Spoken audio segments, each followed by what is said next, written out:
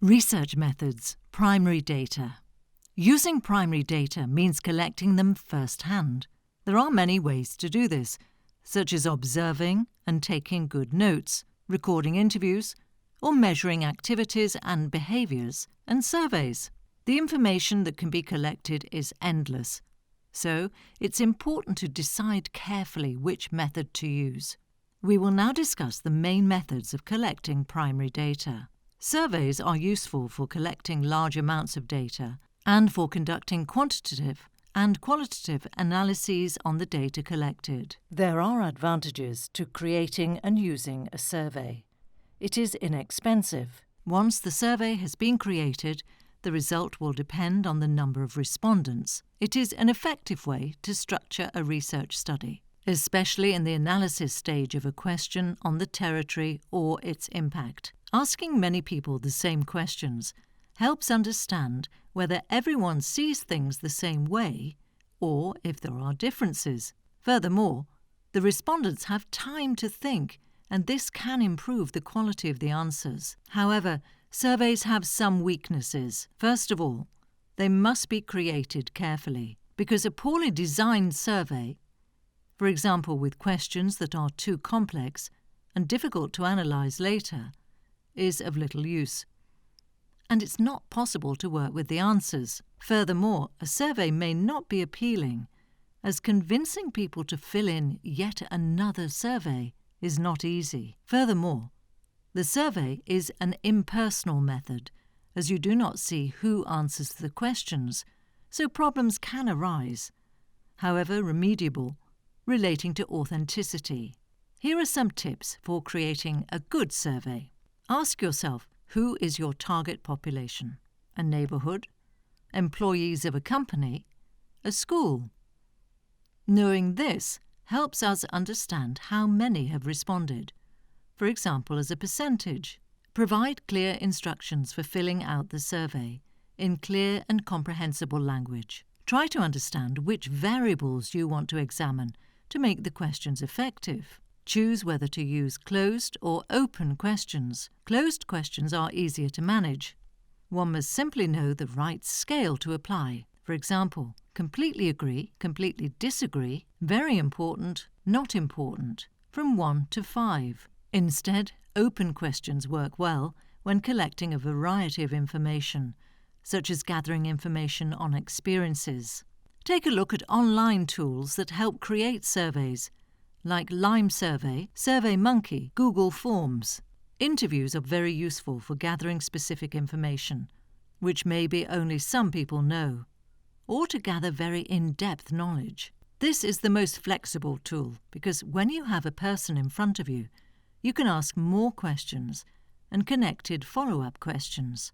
This dynamism is not permitted, for example, in surveys. Furthermore, since the respondent is facing you, you can better understand his or her reactions and you can show empathy.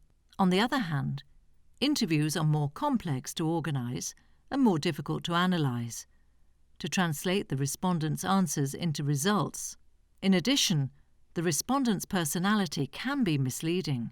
Therefore, try to stay focused on the questions and answers you need. Interviews can be structured, semi-structured, or not structured, or they can be based on a rough framework of questions. A precise framework is useful if there are many interviews and to obtain precise answers, while an open framework allows the respondents to express themselves freely. You can conduct a face-to-face interview in person or even on the phone or on Skype. The latter tend to be generally shorter, and it's better to provide the questions to the respondent beforehand. If the interview is not recorded, take lots of notes. If you intend to record it, ask the respondent for consent. At the end, the interviews must be transcribed and analysed. If it's a long interview, divide the text by types of content, macro themes, so that you can ascertain whether there are sub-themes within the themes. Detached or engaged observation is a primary data collection method, particularly useful for observing the conditions of particular places, events, and activities, and is very useful for the ethnography of a particular area or a social group. Observation is the best method when it comes to understanding a territory as a whole. Directly observing the conditions of a territory and the actions of people and groups can be more effective, for example, than an interview, because one remains more neutral regarding the subject of the research. Moreover, different preliminary information is obtained by observation, which can then be looked at in more depth with other methods, such as interviews. Observation, however, takes time and may be of little use if the context in question changes often.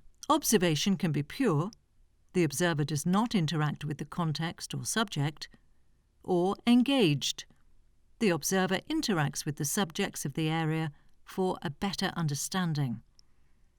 It is always useful to make a list of things or behaviours to observe before going to the area of study.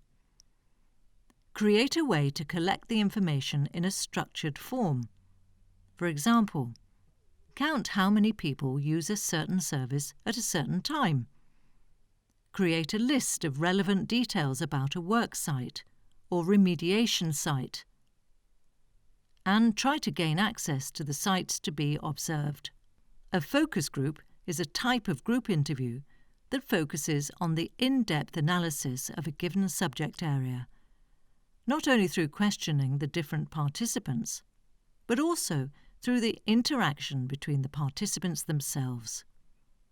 Generally, the subjects chosen for a focus group have a specific understanding or interest in the subject under analysis. The focus group combines the flexibility of interviews with the interactions between participants and is perfect for the investigation of a subject or an issue in depth to bring out common or contrasting points of view. However, a focus group is not easy to organise, and it is not easy to manage in the interactions between the participants and the risks of them conditioning each other. Therefore, we must be good moderators, and we must avoid certain participants from dominating the discussion over others who are perhaps less inclined to speak. It's always important to clarify the objective of the focus group, the purpose for which the participants are attending, and what is sought to be understood. Try to also bring out the diversity and the divergent points of view, or those not initially foreseen by your questions. The focus group is made for this. Diaries or records are a particular form of observation that allow for the collection of very detailed information about a specific behaviour. Let's take, for example, the observation of a public transport route. It is possible to create and fill out a record to document the experience, from the waiting area to how many people were waiting, to the level of cleanliness, the departure and arrival time, etc. And also to standardise it and provide it to other users so that they can document their experience. If a large part of the information collected is in written form, the systematic and quantitative analysis of the contents, that is, content analysis, can be very effective in understanding if there are recurring elements.